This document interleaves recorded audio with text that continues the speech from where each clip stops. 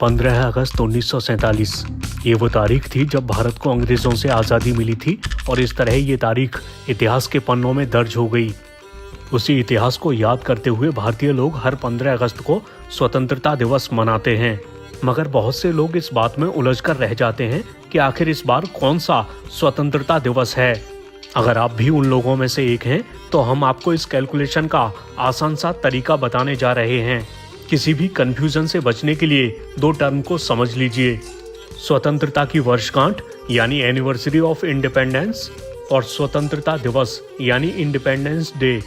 चलिए पहले वर्षगांठ की कैलकुलेशन को समझ लेते हैं। जैसा कि आपको पता है कि 15 अगस्त 1947 को भारत आज़ाद हुआ था। इस तारीख के एक साल पूरा होने पर 15 अगस्त 1948 को भारत की आज़ादी की पहली वर्षगांठ पड़ी। दूसरी वर्षगांठ साल 1949 में थी। इस तरह ये क्रम बढ़ता जा रहा है। अब अगर आपको किसी साल में भारत की स्वतंत्रता की वर्षगांठ कैलकुलेट करनी है तो कैसे करेंगे, चलिए हम आपको बताते हैं। दरअसल इस कैलकुलेशन के लिए आपको चुने हुए साल से 1947 को माइनस कर देना है यानी घटाना है, और नतीजे में जो संख्या आएगी उतनी ही संख्या के बराबर वर्षगांठ होगी। अब इसे एक उदाहरण से समझिए।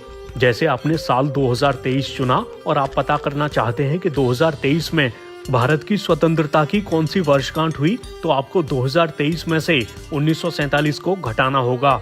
रिजल्ट में संख्या आई 76, यानी भारत की स्वतंत्रता की 76वीं वर्षगांठ। अब बात करते हैं स्वतंत्रता दिवस की। तो जाहिर सी बात है कि भारत का पहला स्वतंत्रता दिवस तब था जब वो आज़ाद हुआ, यानी 15 अगस्त 1947।